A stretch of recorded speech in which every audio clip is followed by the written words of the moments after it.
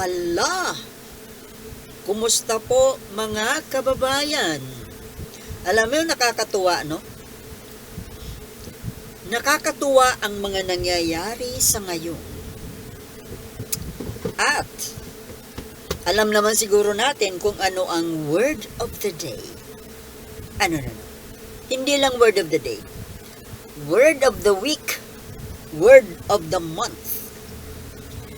Ano yon?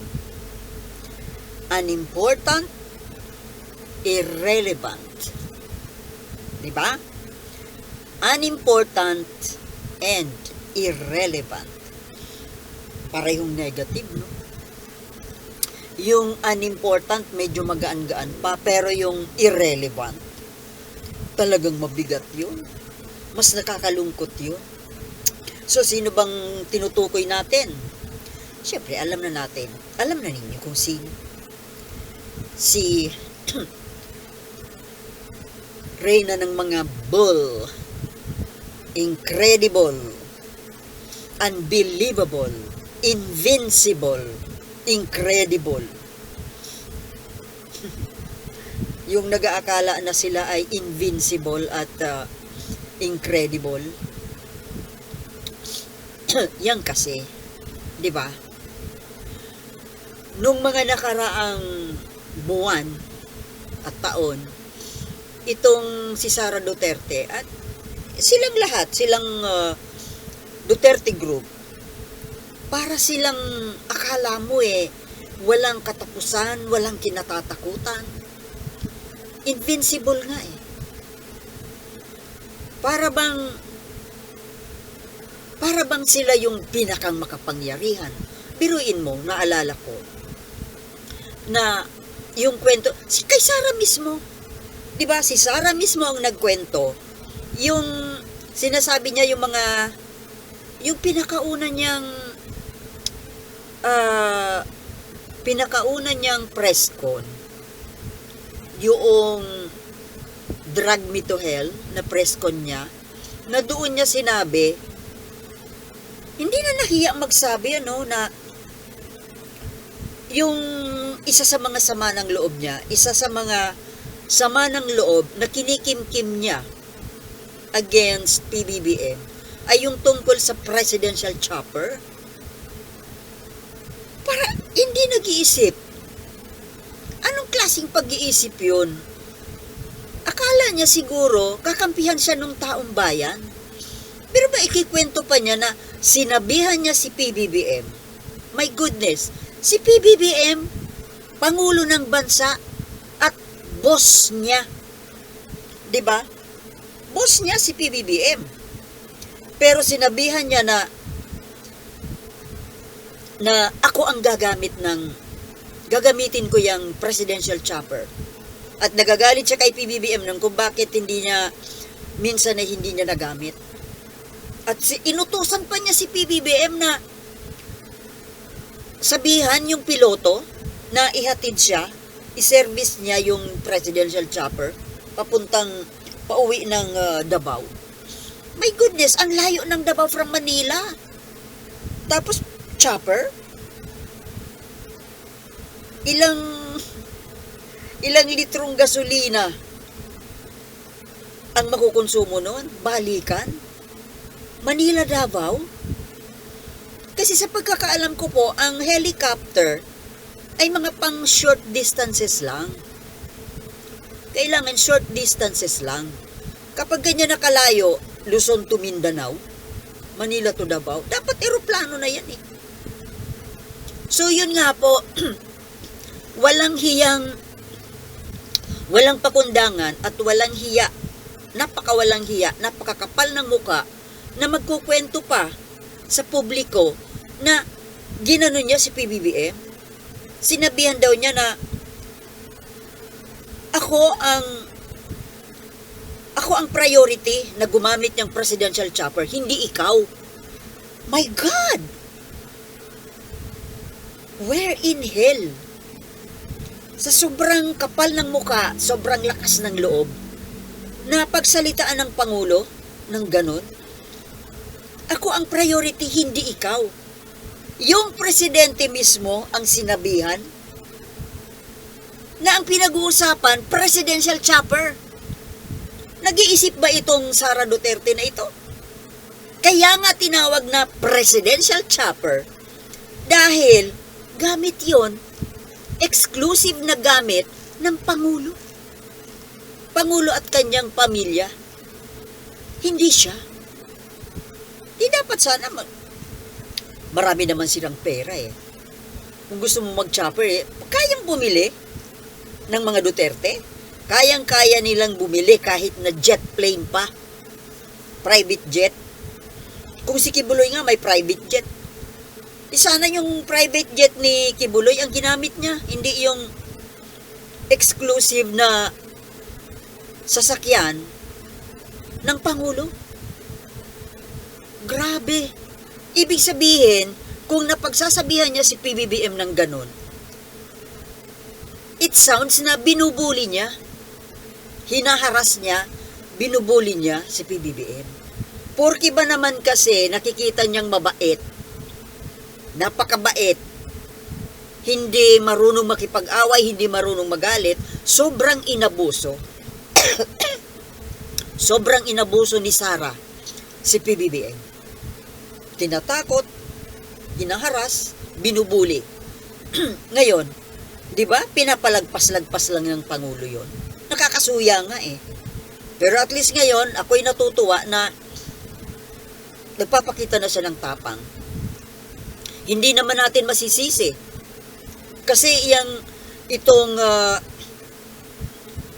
nga yung pinag-uusapan sa ngayon, di ba? Na maraming tao ang nagulat at nagtaka. Yung buong sambayan ng Pilipino, nagulat. Hindi natin inaasahan, hindi natin ini-expect na gagawin ito ng Pangulo. Kasi kilala nga natin siya na pinapalagpas lagi yung mga pang-aabuso sa kanya nitong mga Duterte. Pero ngayon, sana nga ibaguhin na niya ng tuluyan yung kanyang attitude, yung kanyang style na parang hinahayaan niya na bulihin siya nitong mga Duterte. Ngayon, ito nga po, third day, kahapon, na in-announce nga niya ni Pangulong BBM na ang pagtatanggal kay Sara Duterte at ng mga ex-presidents sa National Security Council. Maraming natuwa at sa totoo lang, masyado nagang delayed. Dapat nga noon pa niya ginawa to eh. Pero dahil nga sa sobrang bait niya, pero mabuti naman siguro, talagang yung lahat na taong nakapaligid sa kanya ay ina-advisean siya na kailangan na niyang kumilos, kailangan na niyang magpakita ng, alam mo, yung tapang, at siya namang dapat. Biruin mo, dito pa lang ditong first 3 days, second day pa lang nagdidemand si Sara sa National Security Council na bigyan siya ng minutes ng mga meetings at nagdedemand bakit nagkino-question niya ang NSC kung bakit hindi siya ini-invite sa mga meetings. Obvious ba, Sara? Hindi ka ba nag-iisip? Bakit ka hindi ini-invite? Bakit hindi ka ini-invite sa mga meetings na ang pinag-uusapan ay national security? Seguridad ng bansa. Seguridad ng sovereignty ng bansa. Bakit ka nga naman iimbitahin? Talaga nga naman na mapanganib kang tao. You are a very dangerous person. You are the threat. You are a threat not only to the life of our president, but sa bansa. At sa totoo lang, napakamalas nga natin kung bakit nagkaroon tayo ng mataas na opisyal, ng isang vice president, na imbis na tumulong sa gobyerno, ay nanggugulo. Napansin nyo ba? Kung ikukumpara natin itong mga nakaraang administrasyon, ito yata ang pinakamagulo. Ito ang pinakamagulo na presidente at vice-presidente hindi magkasundo.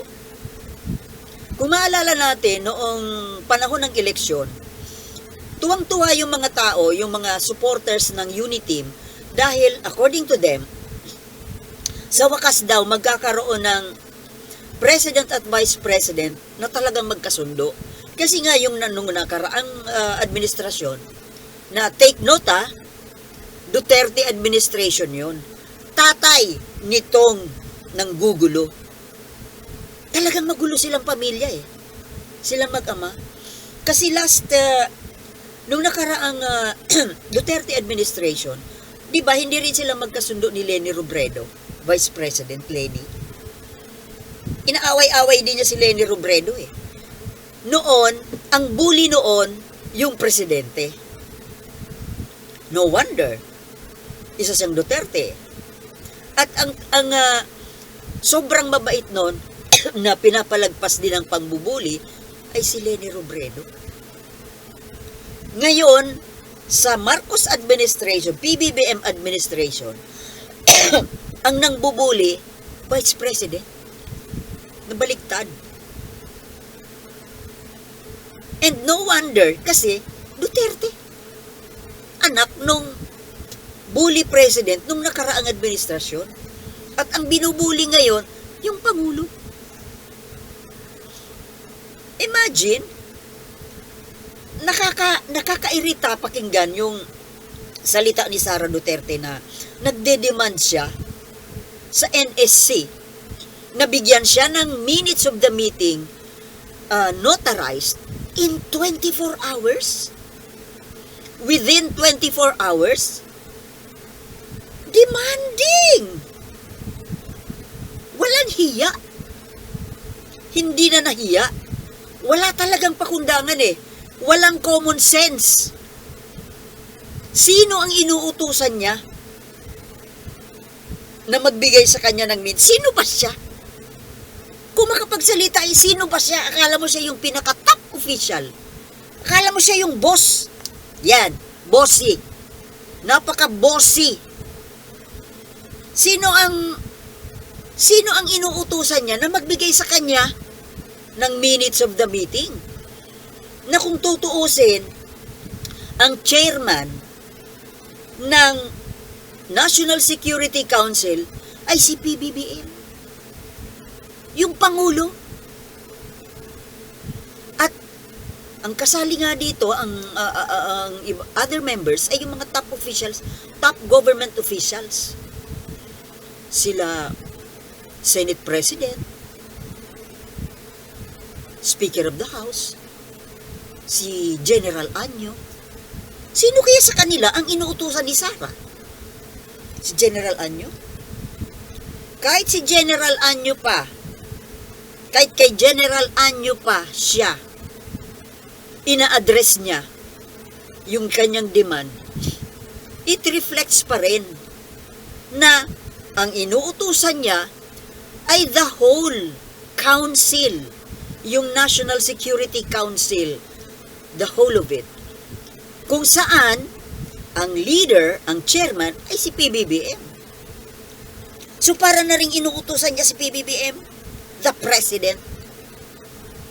Sobra talaga ang pag-uugali nitong taong ito. Masyado. Pero alam niyo mga kababayan, ako parang nagigets ko itong inuugali ni Sara. Itong napaka-bratinela niyang ugali, napakasama niyang ugali. Alam niyo kung bakit? Ito ay defense mechanism. Di ba sa psychology? Napag-aralan natin sa psychology yan Ito ay defense mechanism ng isang tao na walang ibubuga. Di ba? Makita nyo, kung titingnan natin yung mga tao na talagang matatalino, mayroong laman ng utak. Secured sila sa kanilang kung ano ang sa kanilang capacity. Sa kanilang brain capacity. The more na tahimik ang isang tao, acting decently, malalaman natin na yan ay yan ay matalino, malalim, by wisdom. At kung sino yung maiingay, sabi nga, ang tubig na maingay ay mababaw. Pero yung tahimik ay malalim. True enough, di ba? Just the same sa tao. Mapapansin natin kung sino yung mga walang laman, di ba, yun ang maiingay. At kung sino yung mga magagaling, tunay na magagaling, mga genius, yun ang tahimik. Kasi alam nila kung saan sila nakalugar. Alam nila ang lugar nila. Alam nila kung ano ang kakayahan nila. Kaya no need to boast. Pero yung mga arugante, yung mga maiingay, gusto kasing mag-show off. At tinatakpan sa pamamagitan ng pagpapakita ng pambubuli, tapang-tapangan, dinadaan sa tapang, dinadaan sa harassment, dinadaan sa pagiging brat. Kasi, para ipakita na may kakayahan siya. Yun ang kakayahan niya. Kaya kung titingnan mo nga naman, para bang, tingnan mo nga yung mga supporters niya, na mga kapareho niya na walang laman, makikita mo kung talagang totoo na matalino ka, kung talagang totoong matalino kang tao, hindi ka susuporta sa taong ito. Kaya ka sumusuporta kasi kapareho ko niyang mababaw. Kung talagang totoong magaling ka, matalino ka, alam mo kung ano ang tama. Alam mo kung sino ang dapat na suportahan. Kaya ito mga sumusuporta na ito,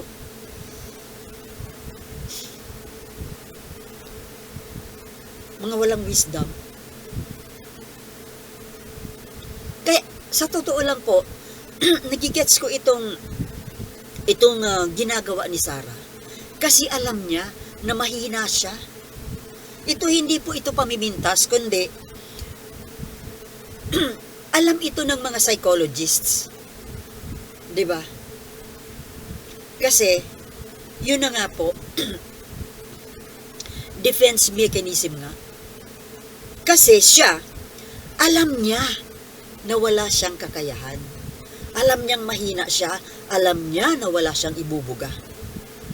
Pero, dahil sa siya ay narcissist, yung mataas ang tingin sa sarili, sobrang mataas ang pride, gusto niya siya ang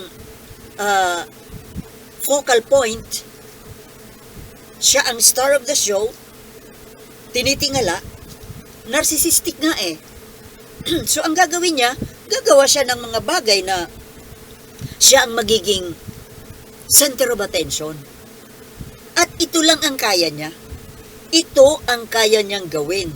Yung maging bully, maging brat, maging mayabang, arogante, nananakot. Diba? Ito po ay sinyales na siya talaga ay walang laman ng utak. Tingnan mo, isang proof. During the campaign, 2022 campaign, hindi po ako nagmamagaling hindi ako psychologist, pero nag-aral po tayo ng basic psychology sa college, di ba? At common sense. We have to understand na ito ay human nature. Human nature na dalawang klase kasi ang tao, di ba? Ang isa, mahina ang ulo, pero alam niyang mahina ang ulo niya, hindi siya kikibo. Kasi, gusto niyang ilagay ang sarili niya sa dapat niyang kalagyan. Alam niya kung hanggang saan siya. Pero meron namang tao na, alam niya, nabubo siya, Pero gusto niyang ipakita na hindi siya bobo. See the difference? At itong nagkukunwaring hindi bobo, siya itong gagawa ng mga kayabangan, mga pagpapakita ng center of attraction, ipapakita na kunwari magaling siya. At ito yung ginagawa ni Sarah, di ba? Pinapakita magaling siya, matapang, siga. Para sa kanya, yun ang pagiging magaling. Pero sa mga totoong matatalino, hindi tayo approve doon. Hindi yun sinyalis ng isang matalinong tao. Ang totoong matalinong tao ay tahimik, full of wisdom, alam ang lugar, kagaya ni PBBM. Yan ang totoong matalino. Hindi nagpapahalata na matalino siya. Mapapansin mo na lang yan sa mga desisyon, sa mga prinsipyo, sa mga ginagawa, sa mga kilos. Although hindi po lahat ng mga ginagawa ni PBBM ay katalinuhan. Pero ikumpara mo kay Sarah, abay matalinong dihamak si PBBM. Look at Apula kay Marcos. Sobrang matalinong tao. Bihira po tayo makakita ng bihirang-bihira po yung talagang totoong matalino na maingay. Meron din namang sobrang matalino na maingay kasi may kayabangan. Meron. Kasi sabi nga, in every rule, there is an exception. So, hindi po lahat ng matatalino ay matahimik. Meron ding mayabang. Diba? So, hindi lahat. Kaya nga hindi rin lahat ng tahimik ay matalino. Kasi 'di ba? Kapag yung tahimik na alam kasi niya na hindi siya matalino, alam niya kung saan niya ilalagay ang sarili niya. Pero itong si Sara Duterte, hindi niya alam. Hindi niya matanggap na siya ay unimportant at irrelevant. Yan tuloy na pagsasabihan at ang sakit nun mga kababayan. Biruin mo, vice presidente ka, tapos pagsasabihan ka ng unimportant at irrelevant. My God! Alam mo kung ako sinabihan ng ganyan, magre-resign na ako. Hindi ko matatanggap yan. Nakakahiya yan. O, lalo pa ganito. Siguro, isang impeachment complaint lang, abay ako na mismo magre-resign. Hindi ko nalalabanan yan. Pero ito nga hindi lang isa. Hindi lang dalawa. Not one, not two, not three. Dahil mayroon ng fourth impeachment complaint. Diba? Ito po ang tunay na power of the people. Ito ang totoong people power. Kasi, lahat halos lahat na. Di ba ang unang nag-file yung civil society led by the Magda Law, Senator Trillanes and Laila de Lima and company. At sumunod itong ang Makabayan Black. And then pangatlo yung kaparian, religious sector, which is napakabigat. At ngayon, may pang-apat, mga kongresista na mismo, government officials. Imagine, kasi ba naman, bastusin mo ba naman yung mga kongresista Hindi lang sila nagpakita doon during the Quadcom hearing, kung saan iniimbestigahan si Sara noon, di ba pinagbabastos niya yung mga kongresista?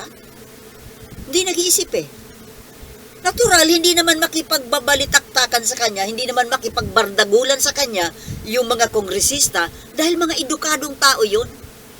Matatalino kasi yun Matatalino, edukado, sibilisado. Hindi kagaya ni Sara Duterte, walang edukasyon, uncivilized, walang urbanidad. Di ba? Sabi ng Kastila, walang urbanidad. Uncivilized, unurbanized, uneducated. Lahat na, nandyan na. Pero hindi pa rin niya nasisense. Ang pinaniniwalaan niya, siya ang pinakamagaling. Siya ang kailangang tingalain. She has everything. Ganun ang paniniwala niya sa sarili niya. Narcissist nga eh. Diba? Parang sinapian ni Narcissus. 4 na impeachment complaint. Itong pang-4 mga kongresista yata ang magpa-file. Kasi ba naman, ikaw ba naman bastusin mo ang mga kongresista? Natural. Hindi papayag ang mga yan, nagganon-ganunin mo. Natural, hindi lang sila umano noon kasi nga, mga edukadong tao. Pero, hindi po maganda. Hindi magandang tingnan kung wala silang gagawin. Sa kabila nung yung ginawa sa kanila ni Sara Duterte noon na pambabastos, dapat lang na may gawin sila. Pakita naman nila sa taong bayan na hindi sila dapat ini-small ng isang uncivilized na tao, uneducated, uncivilized, walang urbanidad, isang unimportant at irrelevant. Diba? Alam niyo kung ako kay Sara, alam niyo napakasakit nito eh. Sa totoo lang, medyo nakakaawa na siya eh. Itong mga nangyayaring ito. Pero, I don't think na kaaawaan mo siya kung makikita natin ang magiging reaksyon niya dito sa mga nangyayaring ito. 4 na impeachment complaints, tinanggal sa National Security Council dahil irrelevant and unimportant at untrustworthy, hindi pinagkakatiwalaan dahil nga traitor. Dapat talaga siya mawala dyan. National Security Council, malalaman mo yung lahat ng mga strategy, mga tactics. Tapos i-feed niya doon sa China. Dahil maka-China, di ba?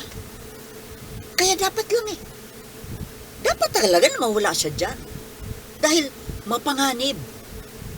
Mapanganib siyang tao, mapanganib siyang opisyal ng gobyerno. Kaya dapat talaga siya, tanggalan siya ng papel sa gobyerno. Dahil hindi talaga siya dapat pagkatiwalaan. Siya ay isang traitor sa bayan.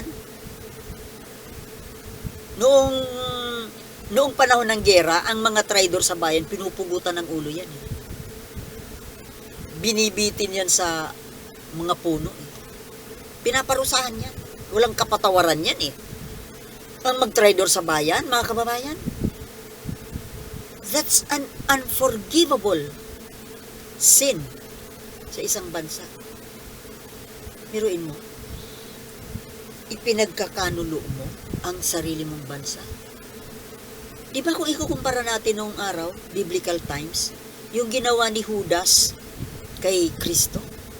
Ganun yun eh. Judas. Sarili mong bansa, sarili mong tahanan, ipagkakanulo mo sa kapitbahay na kalaban. Dapat nga dyan siya ang pinupugutan eh. Hindi si BBBM. Kaya dapat lang natanggalin ka, Sara Duterte.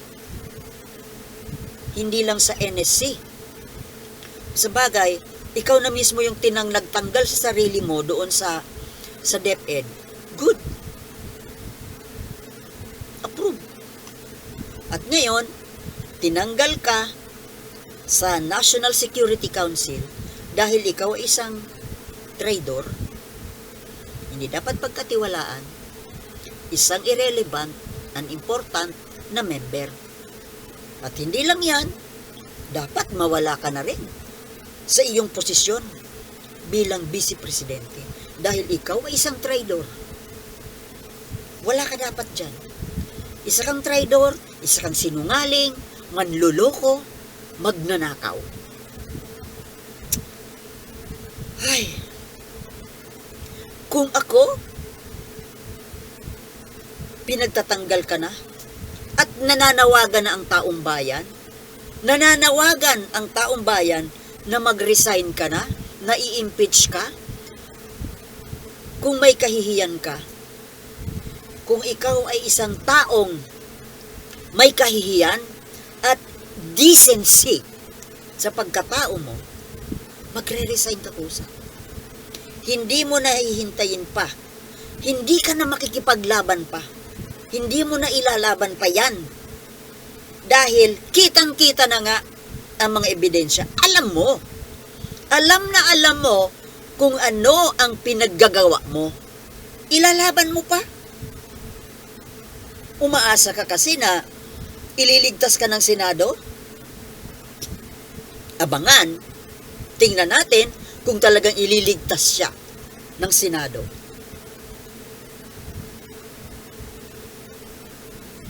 Grabe naman kung ililigtas pa siya ng Senado.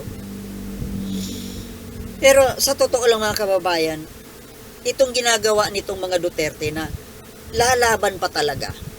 Kumbaga, nagkukunwari pa na inosente, kitang-kita na eh. Nandiyan ang mga pagkadami-daming ebidensya na ikaw ay nagnakaw ng pera ng taong bayan. Confidential fund. At lahat na sektor na ng lipunang ito nananawagan na umalis ka na dyan sa posisyon mo. Maliban na lang sa military sector. Hindi naman kasi makikialam kasi politics eh. Diba? Halos buong sambayan ng Pilipino nananawagan na umalis ka na dyan sa Office of the Vice President. Alam nyo, sa totoo lang mga kababayan, ako ay tuwang-tuwa dahil dito sa mga pangyayaring ito na maraming nananawagan na siya ay ma-impeach, natanggal siya sa National Security Council. Ang pinakang peak ng kasiyahan ng sambayan ng Pilipino na kapag tuluyan na talagang ma-impeach itong si Sara Duterte. Ito ang isang event na dapat magbunyi, magdiwang, mag-celebrate, magpaputok ng mga fireworks. Sana may fireworks. Di ba? It's a celebration. Pero, mga kababayan, 50-50 pa kasi. Dahil marami pang traidor sa bayan na nandiyan dyan sa Senado. Mga kaalyado nitong Duterte. Kaya abangan na lang po natin sa mga susunod na araw kung ano talaga ang mangyayari. Diba? Pero para sa akin, kapag tuluyan ang na-impeach si Sara, dapat may fireworks. Diba? So hanggang dito na lamang po mga kababayan, ang haba na nitong daldal ko. Maraming salamat po sa panonood. Magkita-kita po tayong muli. At muli ko pong ipinapaalala, mahalin po natin ang ating bayan dahil ito lamang ang nag-iisa nating tahanan. Mahalin po natin ang ating Pangulo. Diba? Thank you for watching. Peace.